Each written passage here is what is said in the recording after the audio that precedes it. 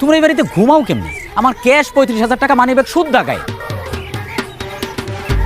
আমার মানিব্যাগে কি ক্যাশ 35,000 টাকা থাকতে পারে না? আমি যে ক্যাশ 35,000 টাকা নিয়ে আসছি, এগুলো কি আমার নিজের খরচের জন্য আনছি? আমি টাকাটা নিয়ে আসছি আমার শালার বিয়েতে আমি মহা ধুমধাম করে খরচ করবো। আমার একটা জিনিস ভাবুন তো, এই খবরটা যদি আমার বাড়ির লোকজনে জানে, তখন বিষয়টা কী দাঁড়াবে? তখন ওরা ভাববো না আমি একটা চোরের বাড়িতে বিয়ে করছি। তখন আমার মান সম্মানটাই কই থাকবো, আর আপনাকে মান সম্মানটাই কই থাকবো। আপনাদের কি উচিত নাই 35,000 টাকার ব্যবস্থা করে দেওয়া? জামাই তুমি কথাটা এমন ভাবে কইলা যেন আমরাই চুরি করছি তোমার টাকাটা। আর 35,000 টাকা ক্যাশ যদি আপনার মানি ব্যাগে থাকতো, তাহলে মানি ব্যাগটা এরকম ফুইলা থাকতো, পিছন দিক দিয়ে ফুইলা থাকতো, ভারে আপনি হাঁটতেই পারতেন না। ভাই আমার ভুল হয়ে গেছে, আমার তোমরা মাফ করে দিও।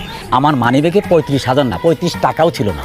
তোমরা তোমার ভাইয়ের বিয়ে মহা ধুমধাম করে খাও, আমি এই বিয়েতে নাই। আর এই যে বিয়েতে আমি টাকা খরচ করতে পারবো না, সেই বিয়েতে সামাদ নাই। বিয়ে খাওয়া শেষ হলে তুমি তোমার মতো করে চলে আসো, আমি গেলাম। এখন কি করবে? আরে কি করবো? মিথ্যা কথা কইতেছে, এটা ছিল না। ঠিকই থাকবো, বিয়ে খায় তারপর যাইবো।